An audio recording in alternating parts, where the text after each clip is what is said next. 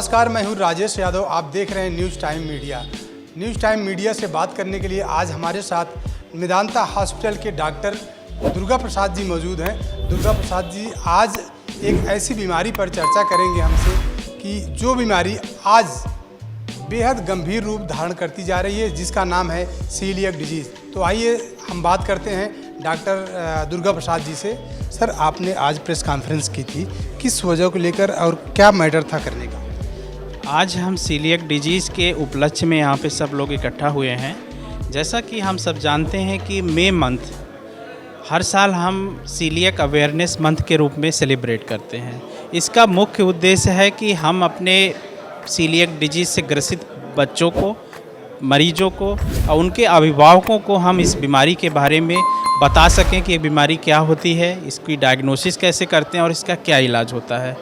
तो आपकी जानकारी के लिए मैं बताना चाहूँगा, सीलिएक डिजीज एक इम्यून रिलेटेड बीमारी है जिसमें आंतों की जो इनर लेयर होती है वो कमज़ोर हो जाती है। इससे हमारी पाचन शक्ति कमज़ोर होने की वजह से पतले दस्त लगना, खून की कमी होना और हड्डियों का कमज़ोर हो जाना, वेट और हाइट का ना बढ़ना, वज़न कम होना इसके मुख्य लक्षण हैं। इसका मेन डायग्नोसिस का जो तरीका है, इसमें हम कुछ बेसिक इन्वेस्टिगेशन करते हैं जिसमें कंप्लीट ब्लड प्रोफाइल होती है, टीटीजी, आईजीए एक स्क्रीनिंग टेस्ट होता है। इसकी वजह से हम बीमारी को डायग्नोस करते हैं। सर, सीलिएक डिजीज़ आपने बताया, ये सीलिएक डिजीज़ खासकर किन लोगों में पाया जाता है? सीलिएक डिजीज़ देखिए, कोई ना तो जेनेटिक डिसऑर्डर है, ना तो कोई इन्फेक्शन से रिलेटेड है। ये बेसिकली एक ऑटो इम्यूनिटी होती है। बेसिकली अगर हम ग्लूटेन का उपयोग करते हैं और जेनेटिक ससेप्टिबिलिटी अगर उसके अंदर है किसी पेशेंट के अंदर, और ग्लूटेन का एक्सपोजर अगर बार बार उसको हो रहा है, तो ऐसे मरीज को सीलिएक डिजीज़ होने की संभावना काफ़ी रहती है। जेनेटिक ससेप्टिबिलिटी का मतलब ये है कि एक जीन होता है HLA, DQ2 एंड DQ8। ऐसे जीन रखने वाले अगर ग्लूटेन का इस्तेमाल ज़्यादा करते हैं या एक्सपोज्ड होते हैं तो उनमें बीमारी होने की संभावना बढ़ जाती है।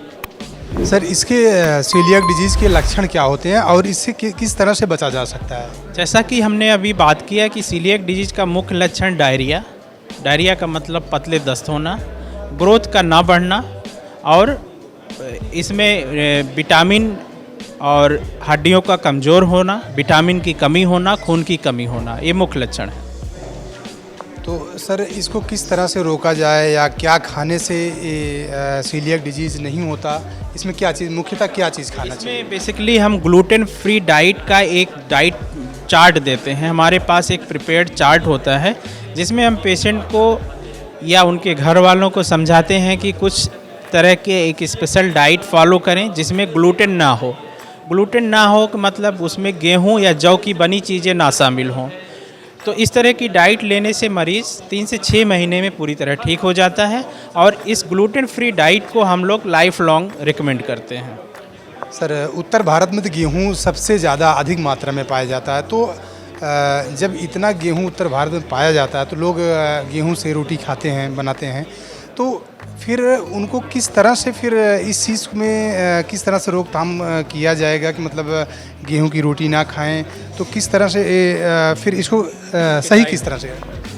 ये बात बिल्कुल सही है कि अगर कोई इंसान हमारा नॉर्थ इंडिया में, जो कि हमारा गेहूं एक मुख्य आहार है, अगर वो गेहूं की चीज़ें नहीं खाएगा तो ऑब्वियसली उसकी 70-80% चीज़ें उसकी डाइट से निकल जाती हैं।